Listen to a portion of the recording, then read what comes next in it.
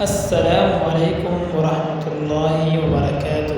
پیارے دوستو، آج ہم آپ کو بتائیں گے کہ ہم مستری کرتے وقت میاں بیوی کے درمیان شوہر کا اپنی بیوی کے پستان چوسنا اصلاحاً جائز سمجھا گیا ہے، بشرطے کہ کوئی اور حرام کام شامل نہ ہو۔ اگر دودھ منہ میں آ جائے تو اکثر فقہا کے نزدیک اسے نگلنے سے بچنا چاہیے۔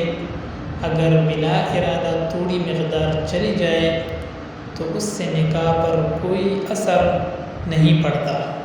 یہ بات آپ کو سمجھنا چاہیے اور دوسروں تک شیئر کرنا چاہیے تاکہ لوگ اسلام سے باخبر رہے۔